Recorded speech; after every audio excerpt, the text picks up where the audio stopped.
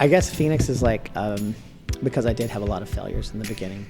And I had one of my old clients a long time ago. After I had all these failures and everybody did, I kind of went away for a little bit, and I was kind of, having a pity party for me. And then I'd show up again, and there I was again. And one of my clients came up to me too, and she goes, "You know what?" She goes, "You're such a phoenix." I was like, "What are you talking about?" And she said, "You always seem to rise from the fire." And I was like, "Thank you." And that's always stuck with me. Yeah. So I love that. It's such a compliment that, I just never quit. I just got to keep going. Welcome to the Amani Experience Podcast. In this podcast, you will experience wisdom, advice, and stories from creatives all over the world. Your host is Amani Roberts, who is a DJ, music producer, professor, avid book reader, and developing salsa dancer. On the show, we love to share the stories of creative professionals, especially people who've gone from the corporate life to the creative life. Once again, welcome to the Amani Experience Podcast. Welcome to episode 27 of the Amani Experience Podcast. On this episode, we have Russell Harris from Russell Harris Event Group with us. My two favorite things about this episode are Russell's thoughts on networking. I think it's very wise and necessary in today's times. And I also love the story he told us about winning the Disney business when he was first getting started. So I also want to give a shout out to Diva Educator from Twitter for reaching out on Twitter and telling us how much he loves the show. Email me if you want at amani@amaniexperience.com and tell me one thing you've learned from this episode. You can also subscribe to the podcast, leave us a rating. Thank you very much for listening, and to the show we go. Welcome back to the show. I'm going to read our guest's bio and then we'll get to the interview. Our guest today offers his clients more than 20 years of experience in meeting management and event production. After moving to Los Angeles, our guest today started working at The Hollywood Reporter. While attending some of the top events for studio premieres, celebrity dinner parties, and being introduced to the top event industry producers, our guest developed a passion for the event industry and has stumbled on a career path that was a perfect fit. Taking his dreams to heart, he went to school to earn his certification in event management from the University of San Diego and George Washington University, as well as earning a CMP designation as a certified meeting professional by the Convention Industry Council. I would like to welcome Russell Harris to the Amani Experience Podcast. Welcome. Thank you. Good morning. Good morning. How are we doing today? We're doing good. Lovely. So we're going to get to kind of some of your experience and answer some questions there. But first, we always love to do a geographical check-in. So right now, we're in your office, which is located where? We're in the NoHo Arts District in North Hollywood. North Hollywood, California. Now, where did you grow up? I grew up in Amarillo, Texas. Oh, Amarillo, Texas. But Friday Night Lights. I know about Amarillo through Friday Night Lights. So yes. Of course. So, and then you went to University of Houston? Went to the University of Houston. What was your major there? It was just business administration back then. Okay. It was very generic back in the day. We didn't know what we wanted to do. Okay. I understand you grew up playing tennis, and initially you thought that you were going to be a professional tennis player. That was my goal. Okay. And then I got a little bit sidetracked and went into volleyball. Right. And then just went and I played in Europe for a while. Good. Traveled the world a little bit. Nice. And so I understand you actually played for a U.S. club team while you were in Europe. Yes, I did. Tell us about that experience real quick. That was really amazing. I was very lucky to be picked and got to go and train at the University of Florida with some of the top Olympic players. And then they took us over into Europe, and we were over there for 2 or 3 months, competing against other European teams. Nice. And so then you made your way to California. How did you get from Houston to Europe playing volleyball to California? My dream was to play Olympic volleyball. Okay. So I wanted to move out here, and I started playing with a Los Angeles team, and then tried to get my audition with the U.S. Olympic team, and then that kind of went sideways, and then I fell into the entertainment industry. Nice. And your first job in the entertainment industry, you worked for the Hollywood Reporter. You were someone's like an admin, correct? Or no, I was I was an assistant, okay. A personal assistant for a Hollywood columnist. His name was George Christie. He used to write this big, huge article. It was his little thing in the back of the Hollywood Reporter called The Great Life. And okay. So he reported on all the celebrities, all the hot parties, So he was like number one for many, many years. Wow. What was it like kind of getting exposed at such a young age to like the who's who in Hollywood? It was very fun and funny because I was just a little country boy from Texas and had no idea what I stumbled onto, and dealing with celebrities on a daily basis. It was really very interesting. Cool. And from there, is that when you went to Warner Brothers Studios after that? And then? Well, I went to work for a couple of like neon companies. Yes. And in Los Angeles, I used to work at a company called Knights of Neon. She's like the queen of neon. It's an amazing neon company. And I kind of started there and kind of continued on into the entertainment industry. Great. And eventually in 2000, you started your own company. Yes. So you've been in the, 18 years. Pretty much. Yeah, 18 years. Okay. I guess my question is, first of all, how do you compare living in Houston, to living in Los Angeles? No comparison. No. Houston is really nice. I mean, it's Texas. It's where I was born and raised. It's just a little bit different. It's a little bit slower there, and LA has a little bit more. It's kind of like more of a melting pot, and you get exposed to so many different, avenues and people and cultures here. So it's, way more fun. It is. And then I also understand that you are big. Now, what's the proper term? Is it equestrian? Is it show riding? What's the proper term? Equestrian. Equestrian. Yes. Okay. And do you still have meritage or? Oh, that's so sweet. No, you remember. Yes. No, I now have a new horse. He came from Ireland. Good. And his name is Big Business. Big Business, yes. Yeah. And I understand you placed second in one of your races last year, if I recall correctly. Yes, we were very, very. It was the Oaks down south in Southern California, and out of like about 20-something horses, we placed second. So congratulations. Yeah, it was amazing. I was very proud of him. Good. And when's your next race? Probably again in March. Okay. We're probably supposed to go back to the Oaks and see if we can't compete on the same level. That's cool. How did you get into equestrian? When I first moved to, when I moved to Los Angeles, it just kind of fell into it. I met somebody who was a horse trainer, and I was intrigued. And I grew up Western, and he was English, and he said, "Here, come try this." And it's very, very addictive. It's way harder than Western. And so I'm a competitive athlete, so I was like, I'm going to conquer this one way or another. So it just became a passion. That's a cool fun fact. Like, you don't meet too many people who are into like equestrian events and things like that. So yeah, I love it. Yeah, great. All right. We'll go back to maybe like 1999, 2000. When was it the point in time when you decided to leave kind of the corporate life? Because that's our theme here. People who have used to work in corporate life and then have gone to do their own creative ventures. When was it that you made the decision to go out on your own? Well, when I was working at the time, I used to work for Merv Griffin. I don't know how many people know who he is. I used to work for Merv Griffin Productions and worked with him for about 2 or 3 years. And at one point, it was just kind of like, I was making a lot of money for this billionaire and everything, and kind of feeling like I wasn't appreciated in a few ways. And I was like, you know what? I'm just going to go and do it myself. And here we are. 18 years later.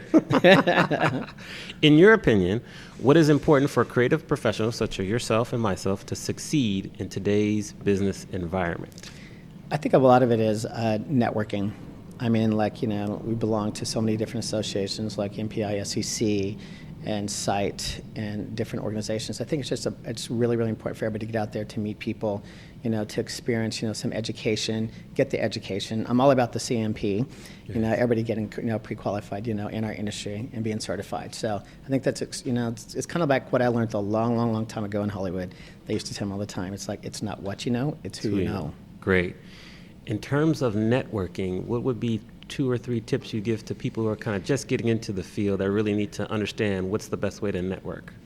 I think, in a lot of the organizations, they have mentoring programs, or they have programs that, when the people first come in, they can kind of latch on or kind of piggyback with somebody, and they'll take them under their wing and try to introduce them to a lot of people and try to help them a little bit. So I think there's a lot of programs that help people, get, injected into the whole program, which I think is important. Okay. And then in terms of your CMP, how has that helped you with your business, having your CMP? Oh, tremendously. I think it kind of certifies us. I think that's one way to separate yourself in this industry, because I think a lot of people respect it. Back in the day when we got it a long time ago, a lot of people didn't know what it was. So we were trying to promote it, and like one of my clients, one of my big corporate clients, it's a technology company, they started telling me that they would not hire anybody that was not a CMP. So it was changing the corporate structure as well too, in the corporate world, that they were requiring a CMP. Okay.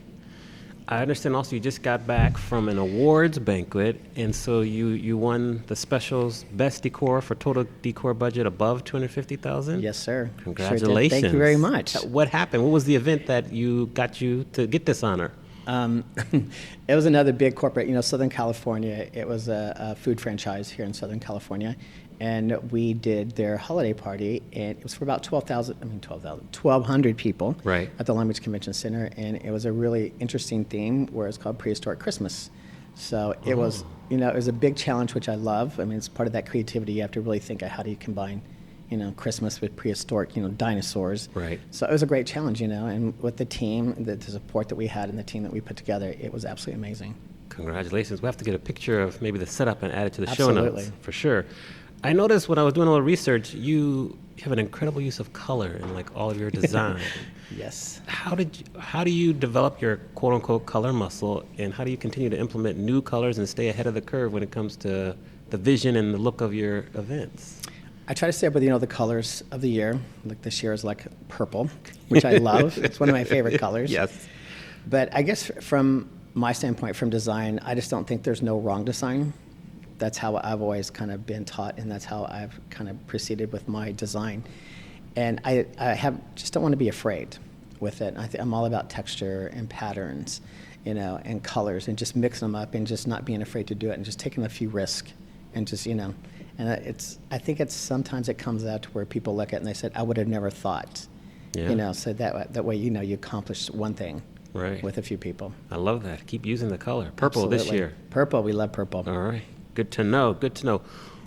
When did you realize, once you started your business in 2000, when was kind of the turning point when you said, okay, this is going to work and we're going to continue to grow and be successful? When was the turning point in your career? There were so many ups and downs. Which we'll talk about. Yes. I guess my the turning point when it was probably my second year in business when I went up against, I had the opportunity because I got referred by a hotel to Disney. And I was going to go up against like two of the other top companies in Los Angeles. And I had the feeling like, I'm just going to go have fun. There's no way I'm going to get this, but I'm just going to have fun and just laugh and giggle with these people. And I went and I presented and we had a lot of fun. And this is one thing I always like to tell everybody, the whole story, is like after the meeting, I left and I was like, whatever. And I wrote her a quick email and I said, I just want to thank you for your time and for taking the time, to spend it with me. And, I would love to work with you, but, thanks again for the opportunity. Right. And the next day, I got a phone call from her and she told me, she goes, I just want to let you know we're going to go with you. And I fell on the floor. And I was like, you're kidding me. And she goes, but I have to tell you why. And I said, why? She goes, you're the only person that followed up and said thank you. So now that's one of our staples in the company is like I'm always about saying thank you, to be grateful. Yes. For every kind of opportunity that's presented. Definitely. I always say, the fortune is in the follow-up. Absolutely. Number one. Number Yes. one. Great. Tell us, why do you love what you do? I guess the biggest thing is like because everything is different. Every event's different. One of our mantras is like, I'll never do the same thing twice. I think that part of being creative and being in design and in Los Angeles is being able to mix it up and changing something about it. Because I think we're at the center of the universe as far as I'm concerned with everything that comes into Los Angeles as far as design and fashion. So I just think that is extremely important. Okay, good. And in terms of design, where do you get your inspiration from? Oh my gosh. I love magazines. I subscribe to quite a few, and a lot of them are international, they're European, which I think they seem to be a little bit more progressive. True. They seem to be a little bit more daring and more logical in their design. So that's why I think it's, I like to watch what they do and how they mix colors. And then there's a few designers and all the new up and coming fashion designers, from Paris and from Germany and from London. It kind of helps kind of shake it up a little bit. And any specific magazines that kind of you always will read, as soon as you get it? I always read Wallpaper, which I love. Okay. That's one of the biggest ones. I think it's so amazing. And then from the United States, I always love interior design. Okay. and like Architectural Digest. Good. All right, we'll add those to the show notes. Wallpaper, I've never heard of that one. Yeah, you should look it up. It's really, really, it's intense. It's good. Okay. Now, on the flip side, what is something that scares you? Well, I don't take rejection really well. Who does? But okay. I guess that's the biggest thing is like failure. That's the one thing that scares me the most. It's like, we always try to, meet and exceed expectations of clients. So I'm always looking for that look on the face of, like, yes, you hit it, or you overwhelmed them. That's what I always look for. So that's my scary thing. And when you run into some instances where you perhaps might fail, how do you kind of get back up and try again the next day? Tequila. No, I'm kidding. What brand? Patron, Silver Patron. I guess a lot of it is, and this is what I try to tell everybody, on our team, is like, I always try to walk away. If you can walk away and learn at least one thing from a bad situation, then it was worth it. So just trying to pull some kind of positive out of all the negative, I think that's just really important, just to stay positive. Yeah. And, learn. Definitely. Just learn. Agreed. In your industry, which is, there's tons of different companies across the world that do what you do. Right. How do you rise above all the noise and distinguish yourself? Good question. I guess it's like I just try to focus on me. I try not to compare myself to other people. I do, I think the one good thing about our industry is all of us all do the same thing, and a lot of us are friends.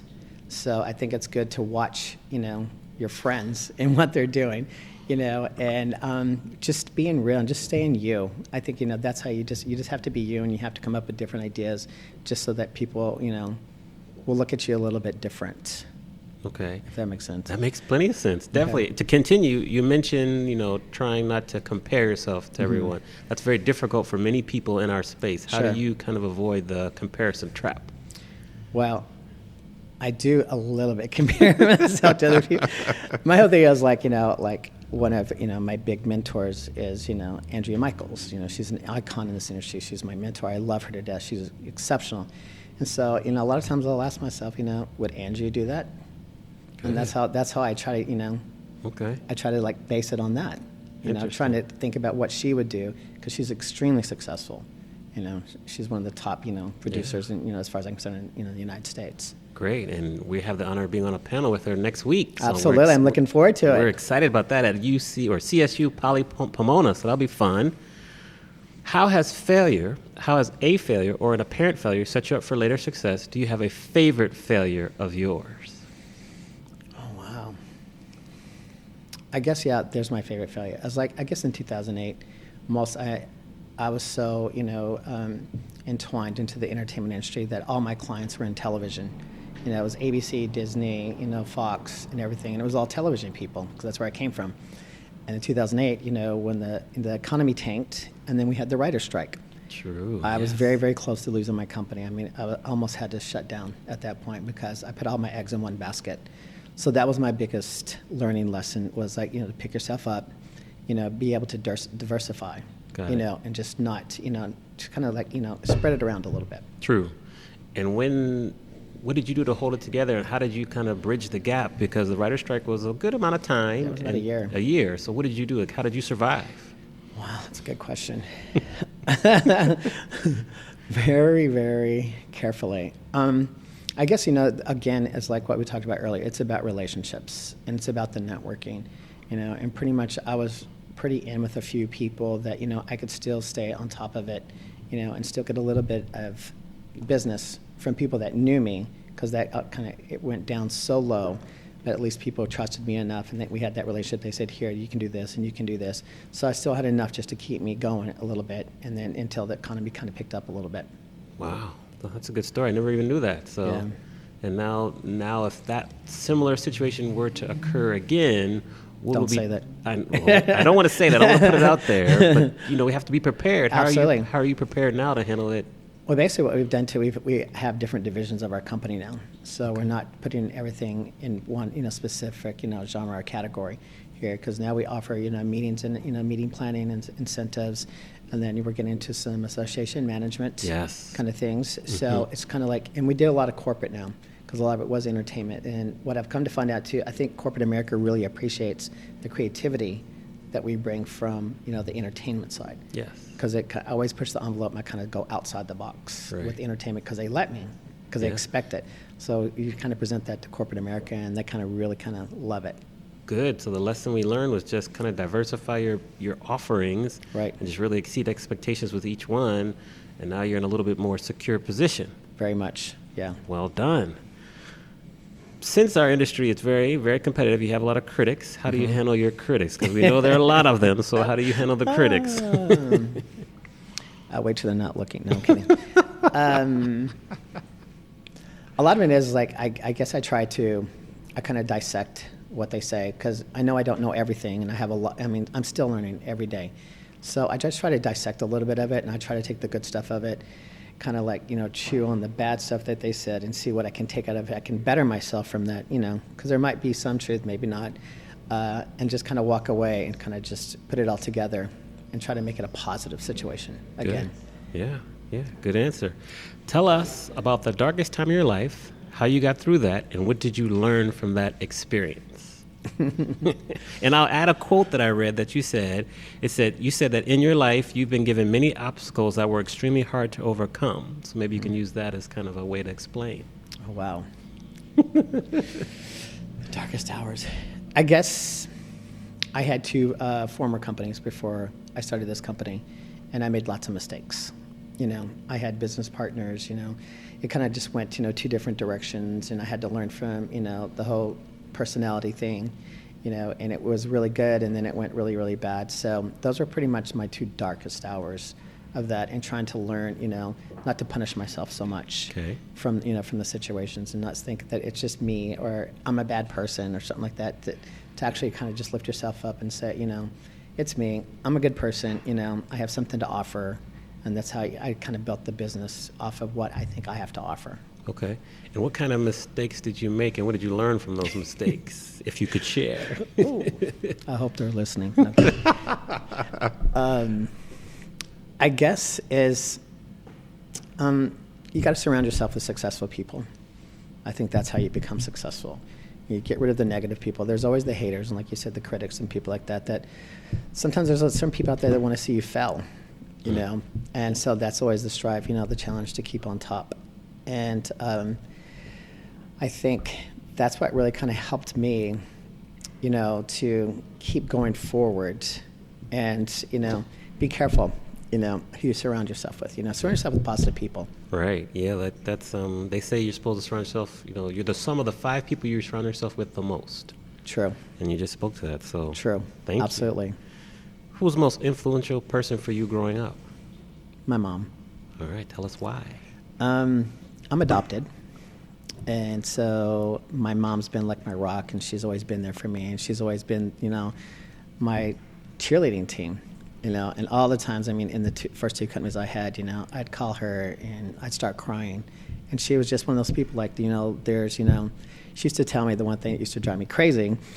But, after I'd make mistakes and I was, I had a failure at that point like that, and, I wanted to, hurt. I was like, I want to be evil, I want to go hurt somebody. Right. But then she used to tell me, she used to say, the best revenge is success. Amen. So that's been my whole, I hear that voice every time I get mad, don't go hurt somebody, just go, the best revenge is success. And so that's what I've tried to build everything on. And obviously now it works. Yeah, I think Frank Sinatra said that the best revenge is massive success. Absolutely. Cool. Now your mom, is she still with us? Yes, she's still with us. She's Amarillo? 85. Okay, nice. Yeah, and still kicking it. So when you go back to visit, she's the one who makes your chicken, biscuits, and gravy. That's kind of who hooks you up with that? Yes, fried chicken. My mama makes the best fried chicken. I don't care what anybody says. I asked Ross, I said, what do you want for the lunch at the panel? He said, fried chicken, biscuits, and gravy. I said, I want that too, but I'm not sure the chef can make it. So, all right. So we'll go back. When you were 21 years old, you were still in Houston, correct? Mm-hmm. Yes. So if we're going to go back and talk to 21-year-old Russell in Houston, what advice would you give 21-year-old Russell based on what you know now? What I know now? I guess I would tell myself to, experience life a little bit more. I think back then it was a little bit scary, and I was really dependent on other people at that point in time. And I should have been a little bit more independent. And I think I just kind of grew into that because I didn't really have somebody kind of guide me at that point because I was too young and I thought I knew everything, and I was going to go to Europe and play volleyball and all this other stuff, and nobody's going to tell me no and all this other stuff. So I think I would probably say, keep it real, put yourself out there a little bit more, because back then, one of my desires was to be an interior designer. Okay. And I started it, and then I stopped it. I was like, no, I don't want to do that, So now I kind of look back and I think, you know what, I should have stuck with it. Right. Interesting. You still do a little interior design based on your events, but I understand. Yeah. Well, that's what I tell people now. I call it T.I.D, which is temporary interior design. That's what we do in events. This is true. It's a 4-hour design. Yeah. Let's go back to the first event you planned, which was for a dot company called hsx.com for the Oscars. Yes. What do you remember about that event? What can you share? What are your memories? It was the best thing ever. The fact that I won it right after I left Merv Griffin. So again, the best revenge is success. Yes. To walk away and land one of the biggest Hollywood parties. At that time, that was the .com era anyway. And our budget was unlimited, which was absolutely phenomenal. And we took over the House of Blues on Sunset Boulevard. Nice. And I just got to do whatever we wanted. And we had a feng shui master come in. And it was great because a lot of my designs are very Asian influenced. I love that. I'm all about feng shui in design. And this master came in, and I've always still remember what, he comes in and talks about event flow, which is basically chi, where it's going to work and what's going to make it successful. So it stuck with me. It was amazing. Nice. Why do you feel you have such a large amount of Asian influences on your designs? I love it because it's cultural. I think it's colorful. It's simplistic. And it's just, I love it because it works with them, and they bring in so many different aspects of like the senses, when you come in, and it's just about in feng shui, it's all about, water, earth, fire. Forgot the last one. but it's all natural. It's all environmental, which I think is really, really interesting. Okay. I also understand that early on in your career, you learned the lesson of being a good listener. How has that skill helped your career grow? Tremendously. Any examples of how or why or, Well, it's kind of interesting. I don't know, just over the years, I've learned just to be, to sit back and just listen to what people are asking. I think that a lot of people do that, don't do that nowadays. Everybody's like trying to sell, oh, this is what I've got, this is what I'm going to do for you, and blah, blah, blah, and blah, blah, blah. So now I've learned just to sit back and listen to see what they want and then turn around and give them what they ask for. Pretty simple. It's very, very, I think it's very simple math. If people would just learn how to do that, just, shut up and listen. Yeah. And they'll tell you what they want. I think what people say nowadays is people don't listen to understand, they listen to respond. Right. And so you're saying just listen, understand, and then speak. Absolutely. Yeah. What is the one lesson in life that took you the longest to learn? Oh my gosh. Lesson in life. Probably to learn to love myself a little bit more. I think a lot of us, when we have failure and we kind of beat ourselves up a little bit, and we kind of punish ourselves. And I think every time I always overanalyze a lot of things, and I look back and say, I woulda, shoulda, coulda, which, everybody thinks that that's what makes the world, but it's really not. It's about, I had to learn how to, love myself a little bit more and say, it's okay, learn from it, listen, learn, and then move on and just live. And for people out there who need to work on the same thing, what advice would you give them in terms of how to love themselves even better? Well, I learned I love all these little analogies, these little anecdotes I found out. There was one that I have, and I have it by my desk all the time like that, and it says, you're exactly where you're supposed to be at this moment. Yeah. So there's no coincidences. It's like, you put yourself here, what you did is what, where you put yourself at that time. So I think that's important, that we all have, choices. True. Great saying. I think I have something similar up in my office or bedroom. So yeah. Mm-hmm. Although it's hard to accept that sometimes. Totally. It's frustrating, but I get it. Yeah, absolutely. Every great person has a sentence. What is your sentence? For example, my sentence would be, I help people unlock their creativity by teaching them how to DJ. What is your sentence? I have one that irritates everybody all the time. Irritate us then. I always tell people, I don't have problems. I have solutions to problems. Good. Okay, Yeah. I like it. Well done. What is one new habit that you've added to your daily routine in the past year or so that has been most beneficial? Meditation. Oh, tell us how you discovered that and how it helps you. We had to go to therapy. So therapy to understand meditation. it. Therapy Okay. is really, really good for everybody. I think Yeah. it's very healthy. Yes, you're not the but last person that said that, so go yeah, ahead. it's a good thing. I think it's about, there's so much stress and there's so many things that we have going on in the industry, in our industry. And it just, sometimes you have to stop for a second and just take a breath, And they told me I wasn't breathing, which I thought was really interesting because I was having trouble riding my horse and I was making some mistakes because he got nervous and I couldn't understand why he was getting nervous and I wasn't making decisions properly. And what it was I wasn't breathing because when you don't breathe, it builds up anxiety. True. And it builds up a big ball of anxiety and you don't know what you do. So when you start breathing a little bit, it kind of like lets it go and it makes you calm yourself a little bit. So Okay. I've learned how to meditate. That's interesting. So just the small fact that you weren't breathing, your horse picked up on it quickly. Absolutely. It changes your whole body. Wow. Your whole body, structure and how you sit and how you present yourself when you Okay. don't breathe. Interesting. And then so after you started to breathe, obviously you started doing much better. Yeah. He riding. trusts me. I trust him, Nice. and I don't fall off anymore. Yes, we don't want to fall off at all. Oh, so no. I've already done that. Yes. Great. Now, on the Money Experience podcast, we're big readers. And so I always ask everyone, if there's one or two or three books that you might have read in the past, currently or in the past, that you feel people should stop what they're doing right away and read it, what books would they be?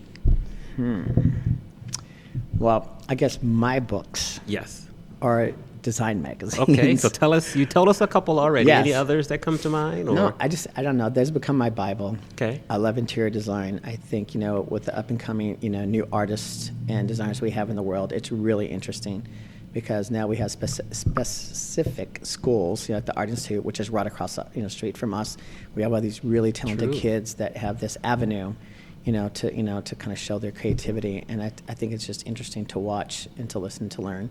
And then also, I think, designing for events like that, it is architecture. It's like a temporary architectural structure that we have to build True. for every client. So I think the two of them combining that, you can kind of create and build so many different, new, cool ideas. Okay. What does the word phoenix mean to you? Oh my God. I talk too much, don't I? No, this is research. I guess Phoenix is like, because I did have a lot of failures in the beginning. And I had one of my old clients a long time ago. After I had all these failures and everybody did, I kind of went away for a little bit and I was kind of, having a pity party for me. And then I'd show up again and there I was again. And one of my clients came up to me too and she goes, you know what? She goes, you're such a phoenix. I was like, what are you talking about? And she said, you always seem to rise from the fire. And I was like, thank you. And that's always stuck with me. Yeah. So I love that. It was such a compliment that, I just never quit. I just got to keep going. Yeah, I love that answer. I love the fact that you used the word phoenix in your description. So congrats to you. Thank you. Tell people how they can find you, your website, social media, kind of all that information. Read it off to us. Let us know what it is. Well, our website is at www.rheventgroup.com. We're on Facebook at RH Event Group. Our Twitter account is at RH Event Group. And we have Instagram and LinkedIn, which is at RH Event Group as well. Perfect. And do you like social media? You spend any Love. time on there? Which is your favorite platform? I love Instagram. Okay. And I love Facebook too, but I love Instagram because I think there's so much out there, and I think a lot of people are really getting into it. Very visual. And it's very visual, and it's all about, just the pictures. I think pictures says 1,000 words. That it does. So you don't have to type a lot of words with it. Great. Well, before we ask our final question, I just want to say thank you for agreeing to interview with us. It's been a great conversation. You're Thank you. definitely, we like to call you, like people like you, like growing legends in the industry. So don't stop, but you already have made significant progress. I love the fact that your event design is ahead of the curve and your use of colors. So I can't wait to work with you one day soon. Absolutely. And I just think keep doing it. Keep sharing your advice about taking risk and overcoming failure because people need to hear that. Thank you. So we love to end the show just letting you give any more advice or wisdom to the audience, and we'll let you end the show, and we'll keep on our day and be in touch again. So what advice do you have to share with us? I just want to say stay positive. There's always light at the end of the tunnel, I believe, and Stay with a bunch of positive people. Call me. Preach, we'll add your number. Thank you very Call much. All right. Okay. Thank you. You're welcome. Thank you for listening to the Amani Experience podcast. You can check out the show notes on amaniexperience.com/podcast. Please remember to leave us a review on the platform you are listening on, and share this podcast with anyone who you feel would benefit from listening. See you soon on our next episode.